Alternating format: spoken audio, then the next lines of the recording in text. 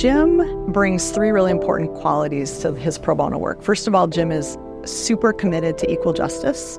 He is very committed to people, and he is also, like all good litigators, committed to winning. I became involved in pro bono work when I first came to the firm, but the most significant matter was becoming involved in the David Wilson death penalty case. With the blessing of the firm, I put a team together and I handled the case for 7 years and got the death sentence vacated.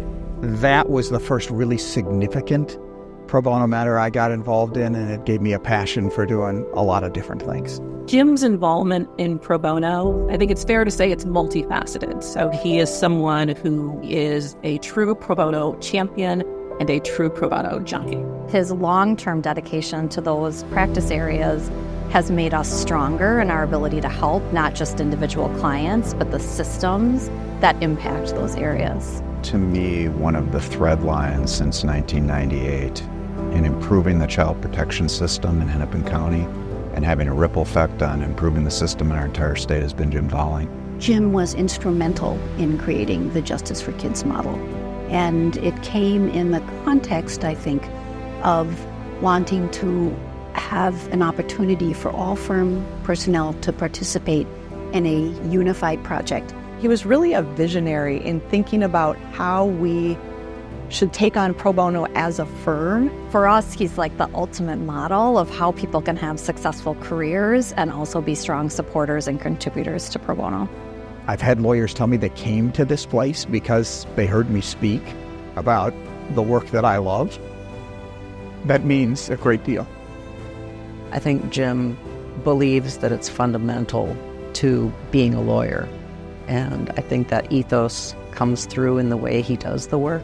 This is not just a business, this is a profession, and we are called to ensure access to justice. It's what has driven me to do what I do.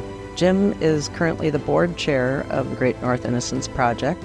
Our clients have been wrongfully convicted, and they feel like the system failed them. To be arguing against the government on behalf of a defendant who has been poorly represented or not represented really at all, you've just leveled the playing field. And that's what the system so desperately needs.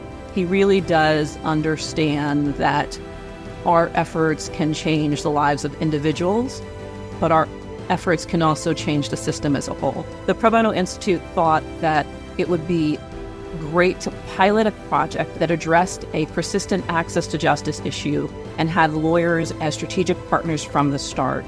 Jim thought it was a fantastic idea, and we began working on the creation of the Minnesota Collaborative Justice Project. We talked and talked about subject matter, and I said one day, I think we ought to look at reentry. The project approaches the issue of reentry holistically. We focus on barriers that are creating problems for the community as a whole. I believe it's been a decade since we've been at this, and I just felt so strongly about work in that space and trying to provide access to justice for all, regardless of race, gender, background. I think it's critical to the integrity of our justice system. That's what gets me up every day. That's what keeps me passionate. And I want to keep doing it for as long as I feel that I can make a difference.